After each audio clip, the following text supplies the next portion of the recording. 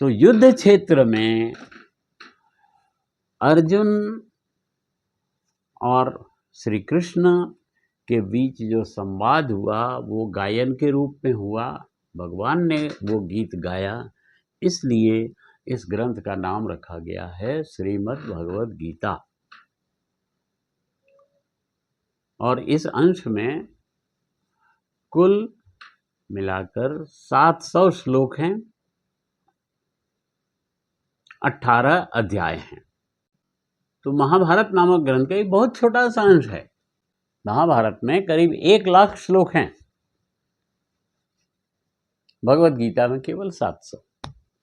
लेकिन भगवद गीता में जो बातें कही गई हैं, जो संवाद हुआ है अर्जुन और श्री कृष्ण के बीच में, ये संवाद इतना गहरा ज्ञान वाला है कि बहुत महत्वपूर्ण ग्रंथ बन गया है और इसकी चर्चा पूरे विश्व में है। आप सभी को ये मालूम है कि हमारे देश भारतवर्ष में प्रत्येक न्यायालय में शपथ ग्रहण के लिए भगवद गीता का ही उपयोग होता है। कोई गवाही देने आता है तो उससे भगवद गीता हाथ में देकर ही ये कसम खिलाई जाती है, ये शपथ लिया जाता है कि मैं भगवद गीता पर हाथ रखकर कहता हूँ कि मैं जो कुछ भी कहूँगा सच कहूँगा और सच के सिवा और कुछ नहीं कहूँगा। इतना महत्वपूर्ण ग्रंथ ये बन गया है भगवद गीता। तो ये तो हुई न्यायालय की बात, लेकिन हमारे जीवन में भगवद गीता का क्या उपयोग है या है भी कि नहीं, ये भी हमें जानना चाहिए। मुझे इस बात का बड़ा दुख होता है कि भगवद गीता पढ़ने से लोग कतराते हैं, पढ़ना नहीं चाहते और तरह तरह के तर्क देते हैं। भगवद गीता दान कर देंगे लेकिन पढ़ेंगे नहीं। ये चीज़ बहुत खल जाती है कि हमारा समाज जो है वो भगवद गीता को पढ़ना क्यों नहीं चाहता। हालांकि खुशी की बात यह है कि अब देख रहा हूँ कि भगवद गीता को पढ़ने में लोग रुचि ले रहे हैं और बहुत सारी संस्थाएं भगवद गीता का ज्ञान दे रही हैं, बांट रही हैं, समझा रही हैं।